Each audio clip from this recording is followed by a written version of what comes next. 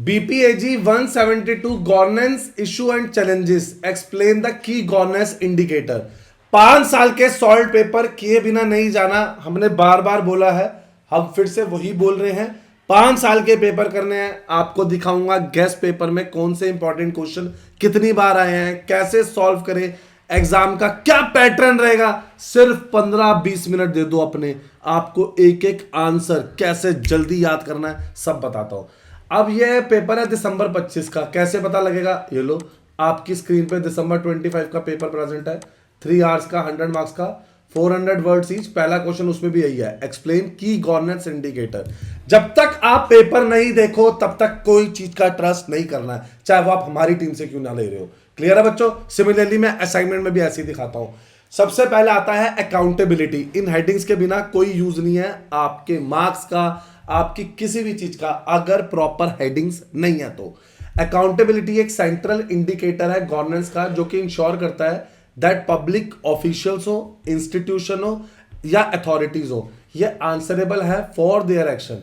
ये इंप्लाई करता है कोई भी डिसीजन है जो कि टेकन बाय द गवर्नमेंट है, ये जस्टिफाइड होना चाहिए एंड सब्जेक्ट टू स्क्रूटनी होना चाहिए। कोई भी मैकेनिज्म है जैसे लेजिस्लेटिव कंट्रोल, एडमिनिस्ट्रेटिव सुपरविजन या पब्लिक पार्टिसिपेशन, ये हेल्प करता है इन्फोर्स करने में अकाउंटेबिलिटी को। ये ऑल्सो इंक्लूड करता है possibility of sanction in case of misuse of power. Sir transparency क्या होती है? ये होता है it refers to openness in governance process. ये इंश्योर करता है इंफॉर्मेशन रिगार्डिंग किस कौन से डिसीजन, गवर्नमेंट के डिसीजंस को, पॉलिसीज को, फंक्शनिंग को जो अवेलेबल है, ये एक्सेसिबल है किसके लिए? सारे सिटीजन्स के लिए।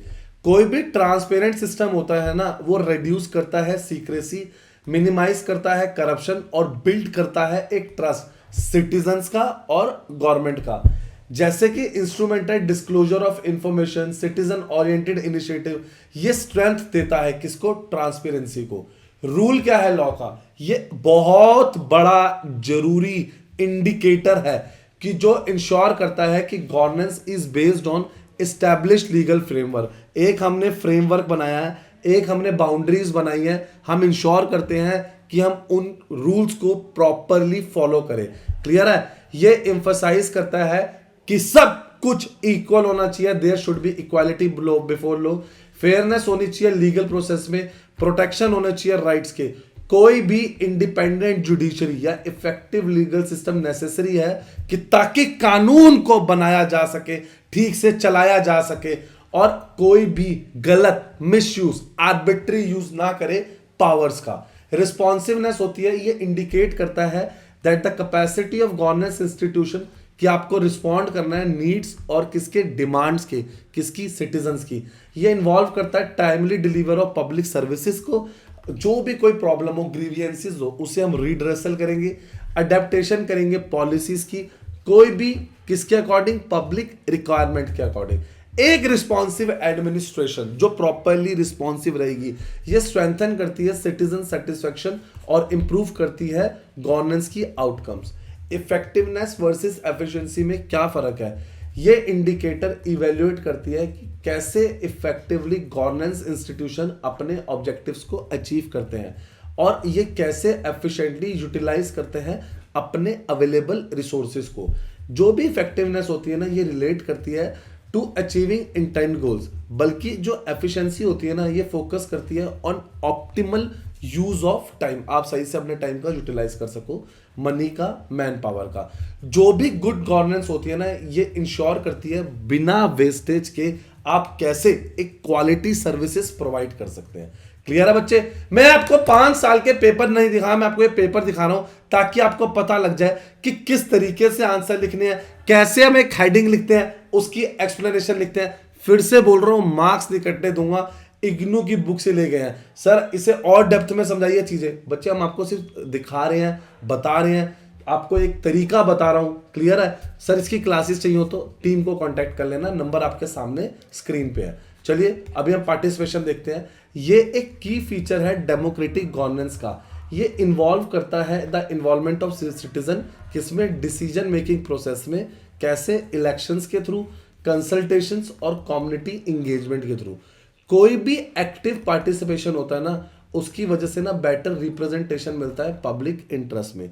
और ये स्ट्रेंथ देता है किसकी, डेमोक्रेटिक वैल्यूज को।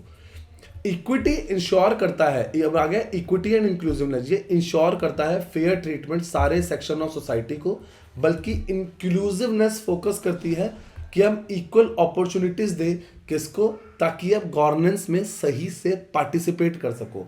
स्पेशल अटेंशन दी जाती है मार्जिनलाइज्ड और डिसएडवांटेज ग्रुप को, ताकि उन्हें रिसोर्सेज का बेनिफिट मिल सके।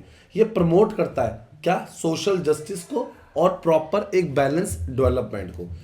अब हम करप्शन को भी कंट्रोल कर सकते हैं। जी हाँ, हम करप्शन को कंट्रोल करेंगे क्योंकि ये इंपॉर्टेंट गवर्नेंस इंडिकेटर है जो फोकस करता है on preventing misuse of public power.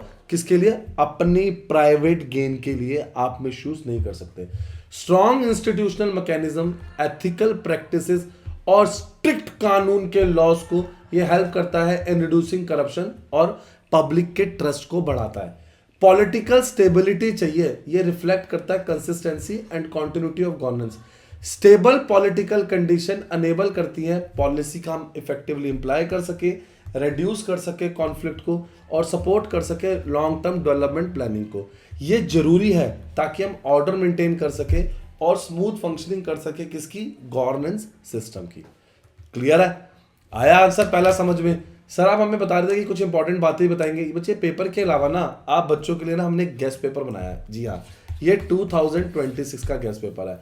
5 साल के पेपर प्लस ये अगर आप इंपॉर्टेंट क्वेश्चन कर लो ना, मैं श्योरिटी देता हूँ आपके मार्क्स कैसे नहीं आएंगे, मैं देखता हूँ। क्लियर है, ये 12 क्वेश्चन है जिसमें हमने 5 ब्लॉक्स कवर करे हैं। ये देखेंगे इसमें जैसे क्वेश्चन जून 25 में आया है कि आपको कॉन्सेप्ट ऑफ गवर्नेंस बताना है और उसकी फॉर्म्स बतानी है। ठीक है ना बच्चे। अब ये हमने भी क्या पूछा था, की इंडिकेटर था ना पहला क्वेश्चन, की इंडिकेटर था। अब उसमें डेवलपमेंट अथॉरिटीज ऐसे से करके ना ये क्वेश्चंस निकाले हैं। सर क्वेश्चन किस बेसिस पे निकलते हैं, आओ मैं आपको बताता हूँ। एग्जाम का पैटर्न क्या है, ओवर प्रिपेयर क्या नहीं करना, एग्जामिनर क्या चाहता है। प्रायोरिटी की जगह जैसे हम उन्नति लेजेंड लिख देते हैं। सर ये उन्नति लेजेंड क्या है, concept and forms of governance. आप देखेंगे ये क्वेश्चन 1-2 बार को छोड़ के बार बार आ रहा है, तो जो बार बार आ रहा है उसकी प्रायोरिटी हाई है, तो इसका मतलब उसके 2026 में आने के चांसेस बहुत हाई है। कहीं से नहीं मिलेंगे ऐसे इंपॉर्टेंट क्वेश्चन, ऐसी चीजें आपको सिर्फ मिलेगा उन्नति एजुकेशन से। डिटेल्ड एनालिसिस, बिल्कुल डेप्थ में बताई गई चीजें, ताकि आपके मार्क्स बहुत अच्छे आ सके। क्लियर है। अब सर इसका भी बता देंगे, जब भी हमें मीनिंग ऑफ गवर्नेंस आया, चलो आपको एक आंसर समझाता हूँ। The concept of governance has been used in the 14th century. इसका मतलब होता है सीट ऑफ गवर्नमेंट। ये टर्म आया कहां से था, करैबनेन से, टू स्टीयर और पायलट। हार्लैंड ने क्या बोला था, use governance for the first time उसने 1970 में बोला था, ताकि वो पीपल को ऑब्जर्व कर सके। What people want is less government and more governance, ताकि सब चीजें सही चले। The process of decision making and the process by which decisions are implemented, clear है ना। डिसीजन लेना और जिसकी वजह से डिसीजंस को प्रॉपरली इंप्लीमेंट किया जा सके उसे बोलते हैं governance. The manner in which power is exercised in the management of the countries economic and social resources by the government, ये वर्ल्ड बैंक ने बोला। OECD क्या होता है, ये डिस्क्राइब करता है गवर्नेंस को as the use of political authority, exercise of control in society, ताकि आप मैनेज कर सके रिसोर्सेज को सोशल एंड इकोनॉमिक डेवलपमेंट के।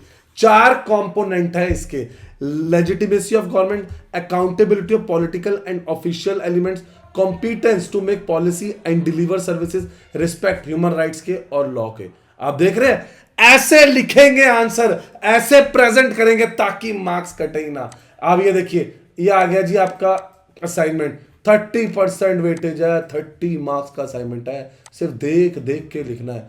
लास्ट डेट है 31 अक्टूबर 26, ध्यान रखना। ये रहा assignment, describe the various form. Sir अगर आप वीडियो बाद में भी कभी देख रहे हैं तो बच्चों लेटेस्ट असाइनमेंट टीम से कांटेक्ट करके ले लेना, अपना आई कार्ड शेयर करना, क्योंकि हम आपको फ्रंट पेज भी दिखाएंगे और बताएंगे आंसर कैसे लिखना। ये देख रहे हो आंसर, स्ट्रिक्टली कोई भी आंसर लिखो इग्नू की बुक से ही लिखना आंसर, बिना इग्नू की बुक के ना आंसर मत लिख देना। अब देखते हैं फिर से पेपर पे आते हैं हम सॉल्व आंसर पे।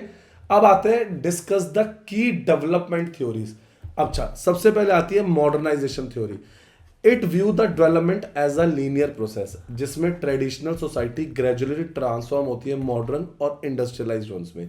ये एम्फोसिस करता है इकोनॉमिक ग्रोथ पे, टेक्नोलॉजिकल एडवांसमेंट में and adoption of modern values जैसे कि रैशनैलिटी, इंडिविजुअलिज्म। डेवलपमेंट है ना is a stage of progression where as less developed country follow the path already taken by developed nation.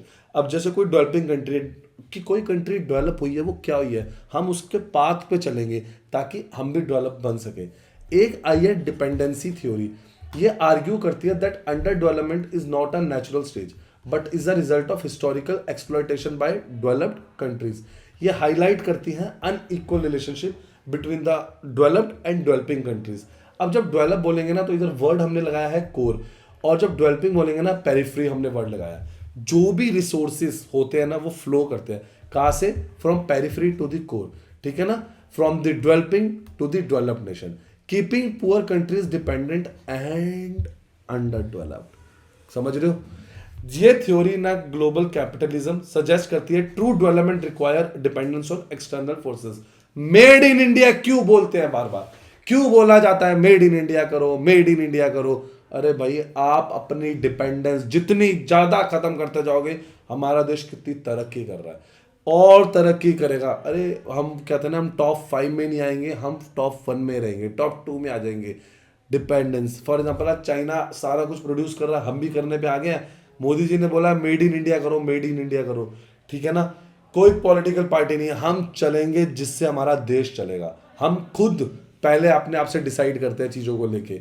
तो world system theory ने क्या बोला, it expand the ideas of dependency by dividing the world into core, semi periphery मतलब developing और फिर developing.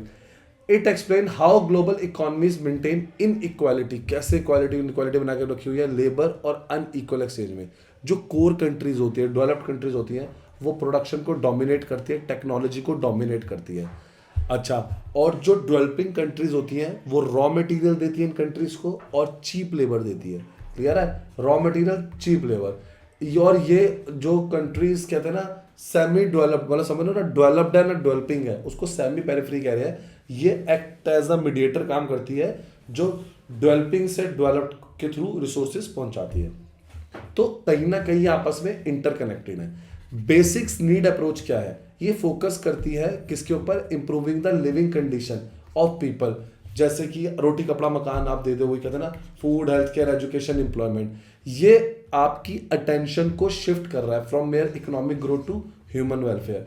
इसका aim क्या है, पॉवर्टी कम करना and inequality by addressing the needs of poor, और ये इंश्योर करता है minimum standards of living. Clear है बच्चों? आगे आंसर दिखाता हूं, एक सेकंड रुको। और करना है unnatieducations.com पे आ जाओ।